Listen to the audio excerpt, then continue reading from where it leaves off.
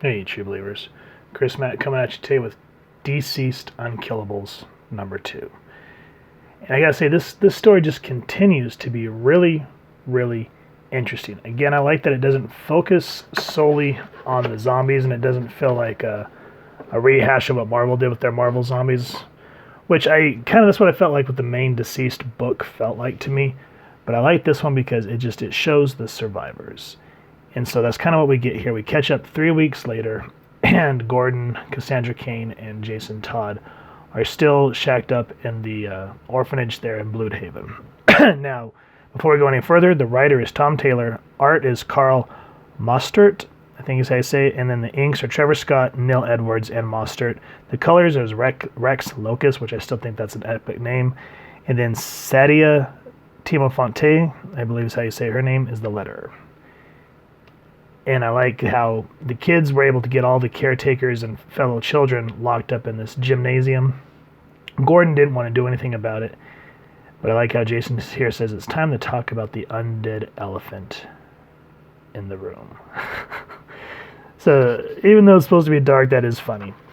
Now, Cassandra says that there's something on the radio, and so we get Lois Lane's broadcast from the DCeased, event, and she's saying within hours we are leaving the earth. We invite any out there to join us. We have 2 sanctuaries, the island of Themyscira and the Ivy's jungle garden in Gotham.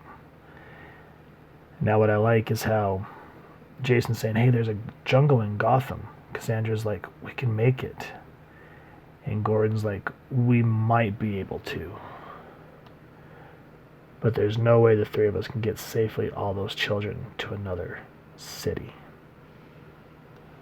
No, we stay here, we defend, and we say nothing. We don't tell them they're heroes or leaving them behind. Now, here it says, come on, you read DCeased, didn't you? So, I'm not 100% sure what these pods are. Are these people leaving Earth, or in what issue was this in DCeased? Because I only read issue 1, and there wasn't a whole lot that really spoke to me to continue reading the event at the time. Now, we get a moment with Lady Shiva and her daughter Cassandra, and I really like what's going on with Brian Hill's run on Batman and the Outsiders, which I'll make sure to get the videos re-uploaded again. But there's some really great moments between Orphan and Lady Shiva in that book. And now, Shiva, she wants Cassandra to come to the, Ball's Pyramid, I think is what it's called, where she's staying. And Cassandra's like, kids come too. She was like, out of the question. Then I stay. And so they get into a big honkin' fight. But Shiva sees that there's no enticing Cassandra to come. She goes, I offered you a chance because you're family. This is family now. And then she kind of gets this moment, like you can kind of see a glimpse of the little child that loves her mother, and she goes, you could stay. And Shiva abandons her, and you just see her reflection here, and she goes, bye, Mom. And you just see she's torn up about this, because nonetheless, that's her mother. Now, we return to Ball's Pyramid, I think is how it's called, or Island, one of the two. And there is some really messed up stuff here that happens with Slade and, what's his name? Randall Savage. But I'm going to go ahead and skip over that because this is one spoiler I did want to give. And it's, I like that panel because it is just absolutely terrifying. I mean, look at Diana. Poof, that is creepy to look at.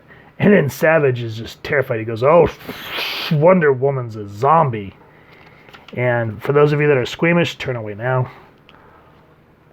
Good Lord, look at the intensity that was drawn on her eyes. You can just see that she wants him dead, and wow, that's just speechless.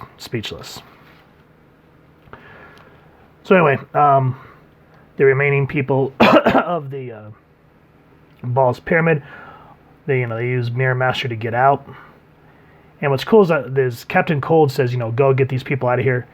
And Mirror Match says, I'll come back for you. And he goes, damn straight you're going to. So I appreciate that Mirror Master has some integrity. And he actually says, I'm going back for Cold. Captain Cold. And we're going to go ahead and skip over that. And of course, one of the pages here falls out of the staple. So that's going to make life difficult. So now there's all these different ideologies going back and forth between, villains, anti-heroes, and, full-on heroes like Gordon versus Bane here. But what I like is Slade actually starts showing respect to Gordon. And he's saying, you need to take leadership, because if you don't, Bane will. And what they're kind of arguing about is the children. Floyd, Deadshot, even says that's one hell of an army. And Gordon's like, no, they're innocent. And Bane says, no one gets to be innocent now. So this is what I mean by Slade showing respect. He goes, you honestly think you've held the worst city in the country together by sheer force of will. I can't lead people I don't trust. You telling me you think you're the only police commissioner in the world who didn't have dirty cops working for him? Because I gotta tell you, a lot of your people were on my payroll. So Gordon concedes. And everyone finally starts to say that, the undead elephant about that room, we need to wipe it out. It is a safety hazard. And so what I like is Slade says, go to the kids, make up an excuse. You don't have the stomach for what has to happen. Let us take care of it for you. Todd joins them. And he goes, walk away, Jim. There's work to be done. And so you open it, and it's just a little terrifying. I like the way the paneling's done, because you read it in these long strokes like this, which is really cool. But anyway, it's just kind of heartbreaking to see that this is what happens. Now, with the door removed and you start seeing these orphans, you see what happens to a certain individual superhero. But I don't want to ruin that, so make sure to read the book. And what I like here is this is tastefully done, that you don't have to see the gore, but you kind of get the idea of what these killers are doing. So over the weeks to come, they start teaching the children how to fight, hand-to-hand, weapons. Bane tries to teach them a little bit of what's going on in society. And Slade starts to get really intense with this fighting and whatnot. Not Bane, what's his name? Deathstroke. But it's interesting nonetheless, because all of a sudden, he's like harping on these kids. And then he turns around and looks at Rose and Jason. He goes, you two a thing? You should be. Not a lot of happy out there. Find it where you can. We're probably all going to die screaming. So just poof. And now some other things begin to happen. You see that Ace is not really happy with Bane. Or is it Bane that's the problem?